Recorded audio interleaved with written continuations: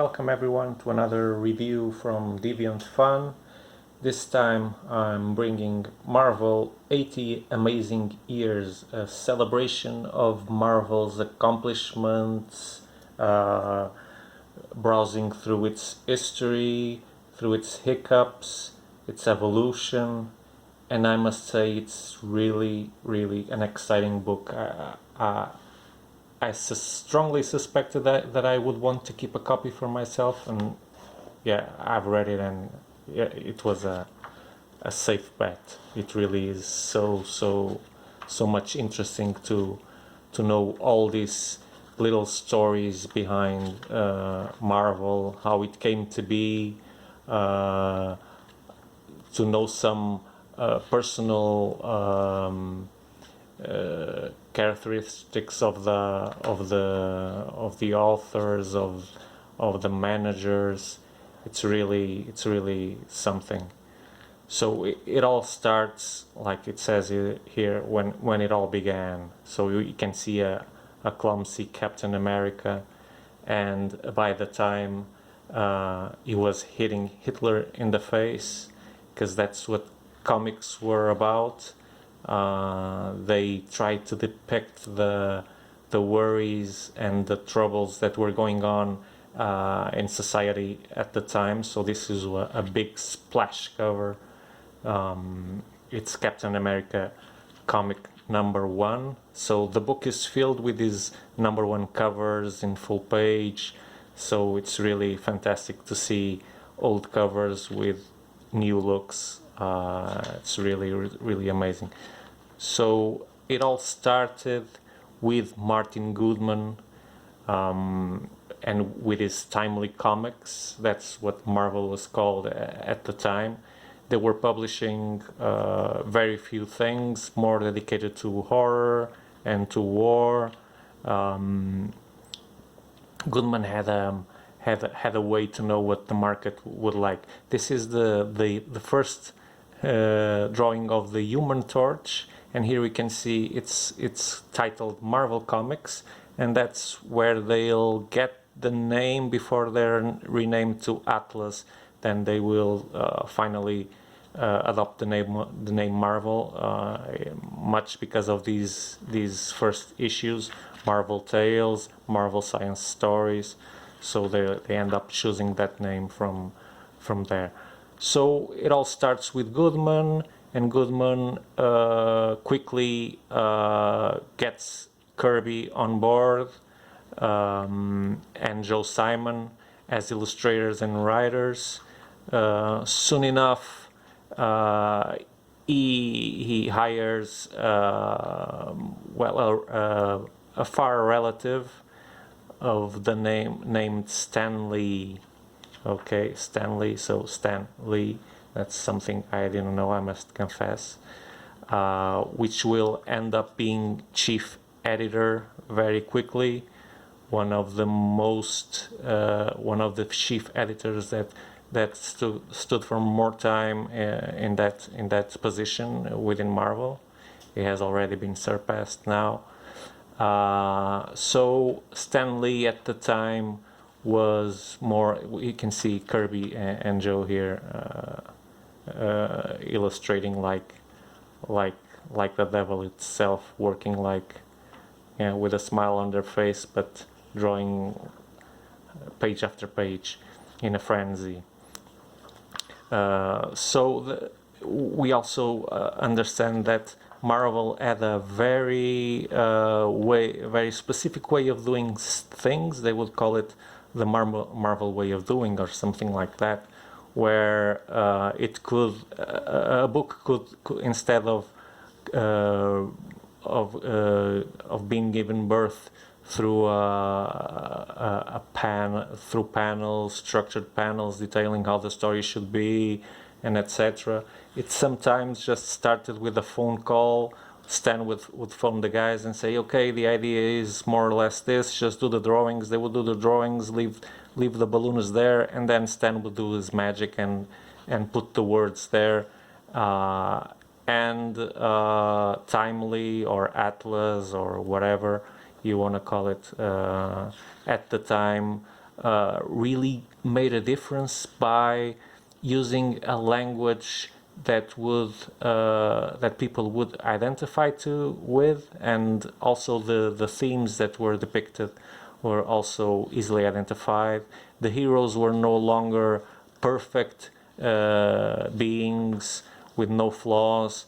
They were filled with flaws, with the human flaws we knew, and so that's how Stan Lee actually ended up writing the biggest novel, like it is said here, the biggest pop novel in the history of mankind.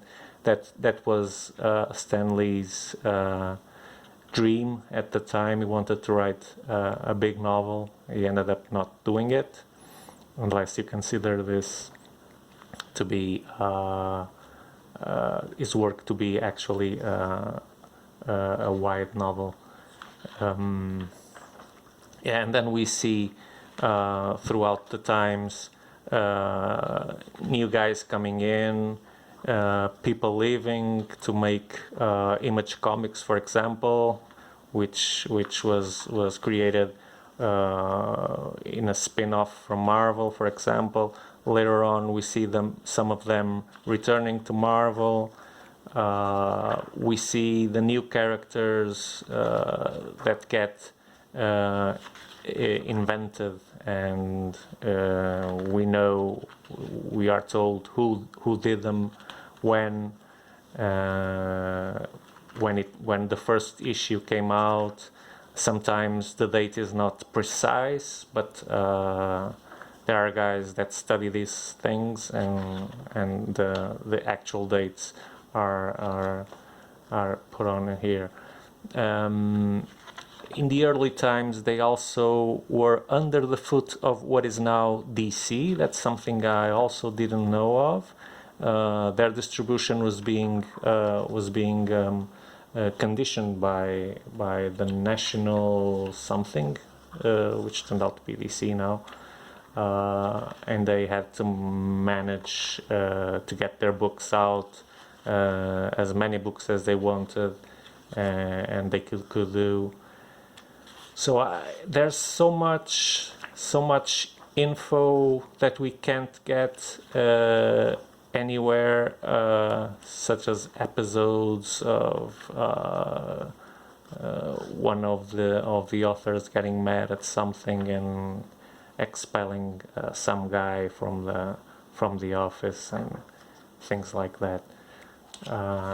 It's really very interesting to look at the evolution of stuff, seeing the golden ages, the 90s, where so many of the most lovable and iconic characters were created almost in a batch. It was a batch full of successful heroes.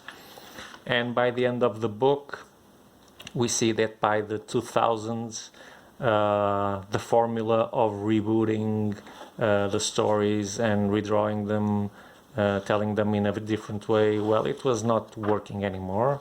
It was getting tired, that formula.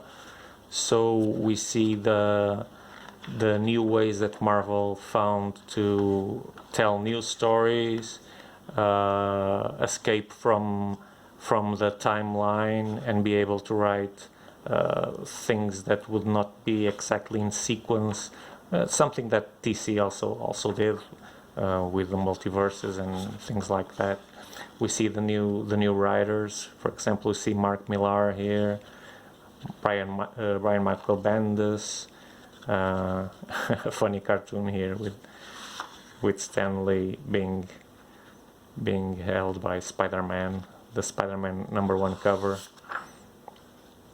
And then we see the 2010s and 20s, and we see that when comparing to the 90s, it seems that Marvel doesn't have that very well line of thought of where do we want to go, how do we want to get there, but they still manage to amaze us with different stories, different universes, different characters even. Of course, they're trying to like other publisher houses, they're trying to bring new people, like women, for example, and younger people with the younger versions of the heroes, the champions, for example. They're somewhere here,